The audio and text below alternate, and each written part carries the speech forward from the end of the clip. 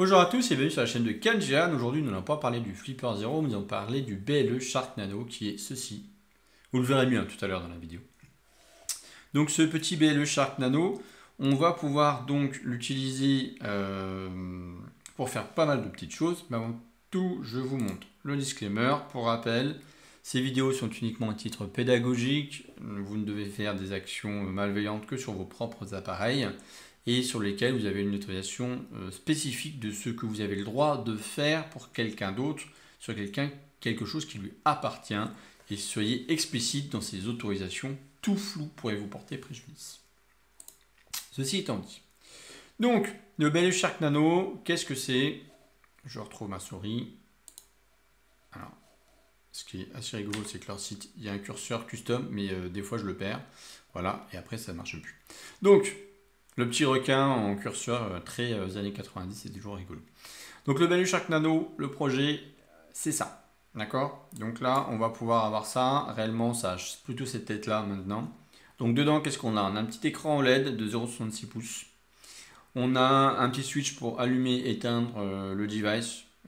On ne cherche pas à midi à 14h, il n'y a pas une combinaison de boutons chelou. On a trois petits boutons ici pour avoir quelque chose de plutôt satisfaisant comme ils mettent, mais en effet c'est des boutons qui sont plutôt efficaces. Et on a une puce en ESP32C3, donc qui dit ESP32C3, ça veut dire Wi-Fi en 2,4 GHz uniquement. Les C5 ne sont pas encore totalement sortis, on commence à avoir des protos sur AliExpress, mais pour l'instant si vous souhaitez faire du 5 GHz et du 2.4, notamment sur le Flipper Zero, c'est les cartes BW16 comme celles que je vends sur ma boutique par exemple. Et d'ailleurs on m'a posé la question, j'ai commandé des cartes d'un autre format, un peu comme ceci, avec de l'IPEX. Donc il ne me reste plus qu'à trouver du temps pour essayer de les utiliser, de les flasher et de vous faire une petite vidéo dessus. Donc qu'est-ce qu'on a là-dedans? Alors on a bien sûr du Bluetooth, BLE Shark Nano, porte quand même bien son nom, qui va faire du Bluetooth. On va avoir du Wi-Fi via la puce ESP32 également. On va avoir donc la possibilité de faire des portails captifs, de faire du Levil portal, d'accord. Et on va avoir aussi du bas de Bluetooth du bas de Bluetooth, pardon. Donc c'est du bas d'USB comme on faisait avec le Flipper Zero en filaire, mais là c'est via du Bluetooth, sachant que le Flipper Zero le fait aussi en Bluetooth s'il le faut. Comme pour le Flipper Zero, la seule contrainte c'est que la victime autorise l'appairage du BLE Shark Nano avec son appareil cible. Autant vous dire qu'il y a extrêmement peu de chances que dans la vraie vie ça fonctionne. Mais sait-on jamais, ça peut fonctionner. Voilà. Il y a aussi d'autres choses qui ne sont pas marquées là. Donc là, je vais vous montrer la bête en direct. Donc la voici. Je vais enlever le petit protecteur d'écran. Voilà, je vais remettre là-bas. Enfin, plastique d'origine. Ici, vous avez de l'infrarouge. Donc on en a fait comme pour le Flipper Zero, on peut utiliser le TV Bigon. Je l'ai essayé sur ma télé, ça marche plutôt pas mal. Ici, on en a une autre pour l'apprentissage. En fait, on va avoir de LED, comme pour le Flipper Zero, on a une qui va pouvoir nous permettre d'émettre, une qui va nous permettre de recevoir un signal et de le copier. D'accord? Donc à l'allumage, c'est très simple. On le tourne ici, et là, il est démarré. Alors, là, c'est parce que j'ai déjà installé, avant de faire la vidéo, j'ai déjà installé le firmware. Premier démarrage, il va vous demander de vous connecter au Wi-Fi du BLE Shark Nano. D'ailleurs, si vous voulez, il y a une dock complète. Je masque 30 secondes ça. Et là, dans la dock complète, vous avez les basiques et vous avez le premier démarrage. C'est bien écrit, premier démarrage. Vous appuyez sur n'importe quel bouton une fois que vous l'avez allumé. Et en fait, il faut que vous cherchiez le réseau Wi-Fi qui s'appelle BLE Shark Nano. D'accord? Et vous allez avoir les informations de connexion écrites sur l'écran du BLE Shark Nano avec le user et le mot de passe pour y arriver. D'accord? Vous allez avoir une petite page de login, un captif portal qui va arriver automatiquement. Et une fois que vous êtes là-dessus, vous allez pouvoir vous connecter, récupérer. Et surtout, ce qu'il va faire, c'est qu'il va vous demander de scanner les réseaux. Donc là, le BLE Shark Nano va scanner les réseaux Wi-Fi à disposition. Par exemple, le mien. Je lui mets le mien. Vous mettez le mot de passe de votre Wi-Fi. D'accord? Et une fois que vous avez fait ça, il va se connecter au réseau Wi-Fi, aller chercher la mise à jour de son firmware, installer son firmware et maintenant il démarre comme ça et il n'y a plus le moindre souci. Alors autre chose importante à savoir sur BLE Shark Nano, c'est précisé dans la doc tout en haut, c'était précisé tout au long de la page. Si vous voulez le recharger, il faut obligatoirement le mettre en switch on. Vous ne pouvez pas faire ça et charger BLE Shark Nano, il ne chargera pas. Donc vous devez l'allumer. Donc, allumer ici, voilà. Donc on a un menu Bluetooth pour faire du BLE spam. Donc le spam all, donc ça va être n'importe quel device. Il peut cibler des Android à 5 mètres. Il peut cibler des iOS à 10 mètres. Des Windows à 3 mètres. Et là, on sort. Donc le bouton gauche-droite, c'est pour se déplacer gauche à droite. Et celui du milieu, c'est pour valider. Alors j'ai essayé le spam. Si vous êtes un peu régulier sur la chaîne, ou pas, mais je vais me permettre de faire un complément. En fait, le BLE spam, ça ne fonctionne plus. Là, je l'ai fait. J'avais des Android. Alors, quoique, j'ai un vieil Android là. Donc peut-être que ça peut marcher ça.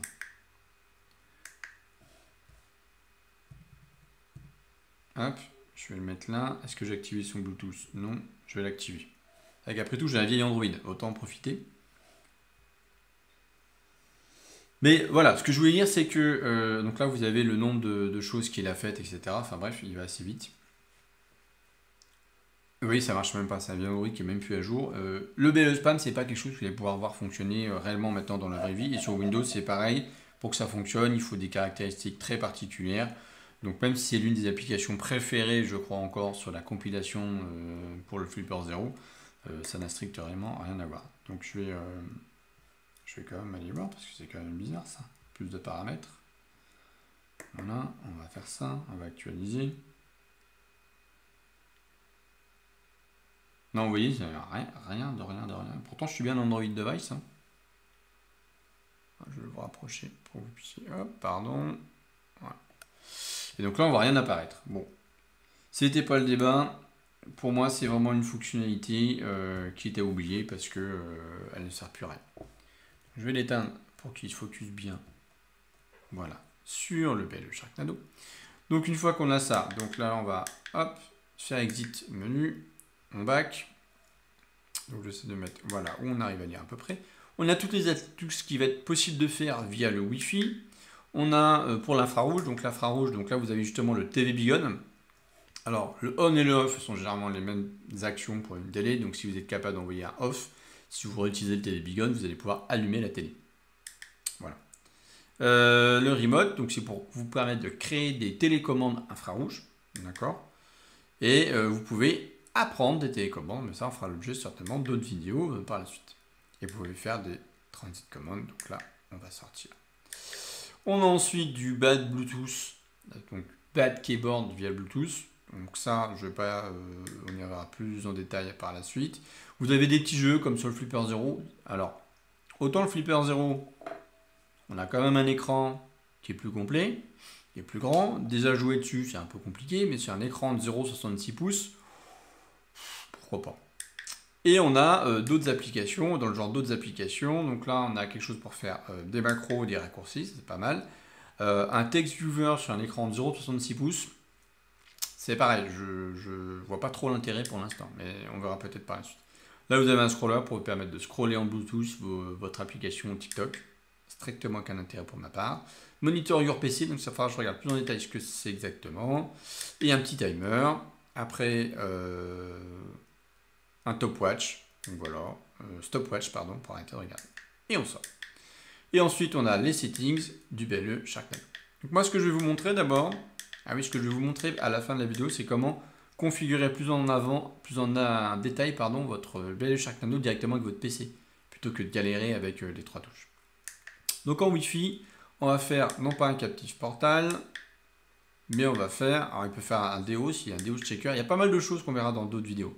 On va faire un Evil App, donc une fake Google Page. D'accord? Donc là, vous avez l'uptime en secondes, le nombre de credentials que vous avez récupéré, le nombre de requêtes qui ont été faites. Ici, vous avez le nom du SSID, donc on va regarder avec le téléphone juste après, Net the Free Wi-Fi. Et ici, vous n'avez aucun email qui a été donné pour l'instant et aucun password qui n'a été donné pour l'instant. Et là, il vous redit juste vers quel, vers quel endpoint ça arrive quand on envoie les creds, etc. Alors, je laisse ici, juste à côté. Ici, on va redémarrer. On va rafficher le téléphone. 1, 2, 3 et 4. C'est un très mauvais mot de passe, donc ne le mettez pas ça comme mot de passe. bien entendu. Alors oui, si je m'y suis repris à 2 fois, forcément, parce que... Alors, ici, on va avoir plus de paramètres. On va chercher le réseau Wi-Fi qui s'appelle Inazzo Free Wi-Fi. On va aller dessus. Voilà. Et tout de suite, il m'envoie sur cette page. Donc sur cette page, par exemple, je vais mettre test arrobase hop, point freux, pourquoi pas. Ok, là on va faire next. Et là on va refaire un test. Voilà. Et on va faire next. Donc là tout de suite, ce qu'on a vu ici, c'est qu'on est arrivé. Hop. Alors est-ce que avec l'email credential test. Voilà. Et le mot de passe qu'on a ici, c'est bien test. Donc ça fonctionne. Alors après, bien sûr, on pourrait réitérer. Et donc là, vous avez le thank you. Voilà, maintenant vous êtes connecté en tant que machin. Ce qui est absolument pas vrai parce qu'on n'est pas du tout connecté sur le truc. Petite astuce, parce que des fois je me suis dit, bah ouais, mais c'est malin, mais comment je sors de ce truc-là moi maintenant?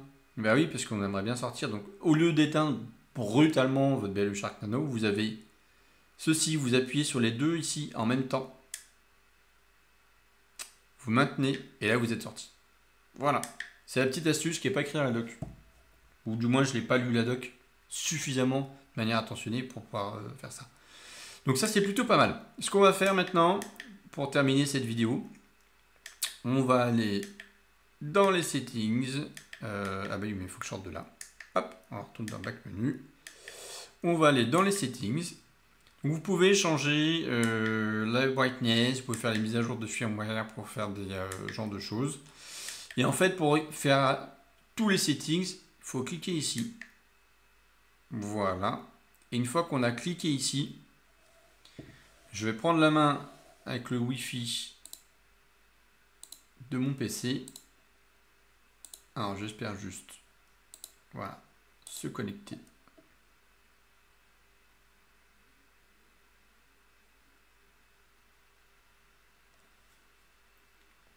Je vais peut-être devoir... Alors, je vais couper ça parce qu'on en a plus besoin. Et surtout, ce que je vais faire, c'est que je vais couper ma connexion Internet. Ici. Voilà, j'irai chercher mon câble après.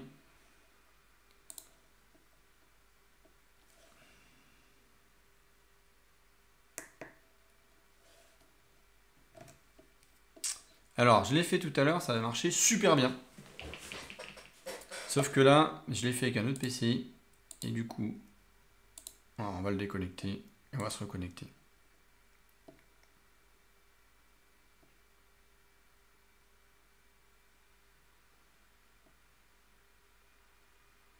Pas très fort en portail captif.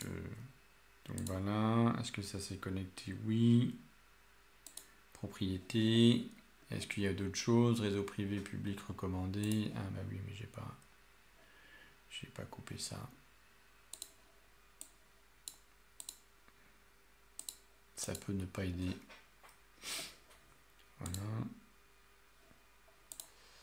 Afficher la page de connexion du réseau. Voilà. Une fois qu'on a la page de connexion du réseau, alors vous ne verrez pas, mais regardez dans la petite fenêtre, en haut à droite, vous avez ici sur le BLE Shark Nano le login et mot de passe. Alors je me permets de vous le montrer parce qu'il change à chaque fois. Donc ici, l'identifiant, ça va être BLE.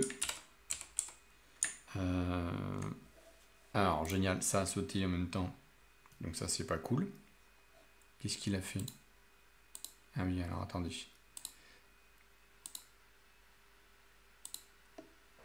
Parce qu'en fait, il vient de prendre la main. Truc génial. Sur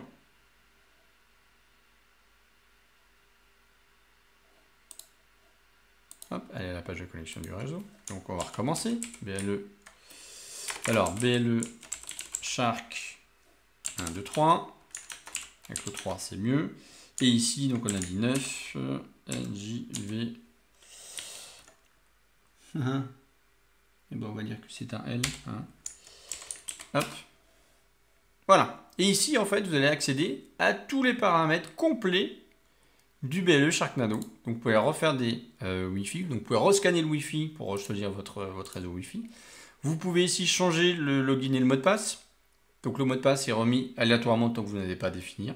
Donc, par contre, si vous le définissez, vous voyez là, Enable Random Password, ça ne sera plus possible. Pen Testing Settings, donc le spam delay, le DOS delay, etc. Donc plein d'autres choses pour pouvoir customiser directement dessus. Le nombre de targets maximum par exemple sur un réseau. Le portail setting, moi c'est ce que j'avais fait, Inazo Free Wi-Fi. Donc vous pouvez avoir le upload HTML, comment vous allez recevoir, nettoyer les credentials que vous avez reçus, etc. Alors ce qui est important, c'est que comme sur le Flipper 0, vous pouvez mettre votre propre fichier. Donc vous pouvez uploader votre propre fichier pour faire du portail captif, de la ville portail, et vous mettre toute la doc sur leur site. Donc c'est super sympa. Vous pouvez faire l'update. Donc là on peut aller checker les updates. Bon, moi il est déjà up to date, parce qu'il a été mis à jour tout de suite. Vous avez ici sur l'app setting pouvoir faire des définitions sur le Bluetooth. Alors non, le keypad setting, ce n'est pas une définition du layout du keyboard, donc j'espère qu'on peut le faire dedans. Sur les settings infrared et après sur les autres settings, donc là par exemple vous pouvez faire le screensaver, c'est le petit DVD qu'on voit depuis tout à l'heure passer. Et bien sûr, tant que vous n'avez pas défini ici, c'est-à-dire que c'est les valeurs par défaut qui sont prises. N'oubliez pas de faire Apply Settings. Voilà, donc là notamment. Et ici, une fois que c'est fait, vous n'avez plus qu'à restart votre BLE Sharknado. Donc c'est là que je me lève. Vous voyez mon bidou. Je remets tac, mon câble réseau pour reprendre tac, ici, s'il le veut bien, la caméra secondaire. Hop. Donc ce que je vous disais, c'est qu'ici au niveau de la documentation, vous avez tout qui est bien écrit. Par exemple, le Captive Portal, il vous explique comment pouvoir le faire, etc. Vous puissiez faire ce que vous souhaitez dessus. Et en pen testing, vous avez les villes portal ici. Vous allez pouvoir voir ce qui est capable de faire et comment vous pourrez construire notamment vos pages. Donc là, je regarde, j'ai la caméra qui ne veut pas revenir. C'est des choses qui arrivent quand on fait du direct. Là, si vous regardez la petite vignette, on a le petit logo DVD qui est en train de se déplacer à gauche, à droite. Je pense que ceux qui ont fait ça, ils font partie du groupe. Je ne sais pas si vous avez vu, mais il y a des gens qui essaient de savoir quand est-ce que le logo DVD va vraiment toucher le coin de l'écran, ce qui arrive quasiment jamais. Des gens qui s'ennuient sur Terre. Que dire de plus? Et ben on arrive à la fin de la vidéo, de cette première partie de vidéo. On verra plus tard comment faire d'autres choses avec le BLE Sharknado. C'est un petit appareil qui est quand même plutôt sympa. Il est quand même relativement abordable au niveau du tarif, donc ça c'est cool. Et je pense que pour 45 $, on a vraiment un petit device franchement chouette. Dommage sur le Bluetooth parce que c'est plus une attaque qui fonctionne vraiment de nos jours. Mais sur la partie Wi-Fi, c'est franchement intéressant. Ce qui serait bien, c'est qu'ils arrivent à sortir une version 2 avec de l'ESP32C5 pour faire du 5 GHz également. Ça serait vraiment le top du top. Sinon, tout le reste des petites fonctionnalités, c'est à regarder. La prise en main est plutôt sympa. C'est assez simple d'utilisation. Voilà, 2-3 petites choses comme d'habitude qui sont cachées sur les boutons qui fonctionnent ici ou là. Alors attendez, c'est parce que je crois qu'il a... Je vais couper ça. Je pense que c'est pas pour ça qu'il est en train de patauger dans ce moule là-dessus. Donc voilà, donc j'ai désactivé mon Wi-Fi, ça devrait revenir ou pas. Bref, vous l'avez bien vu, ce petit appareil, et puis voilà.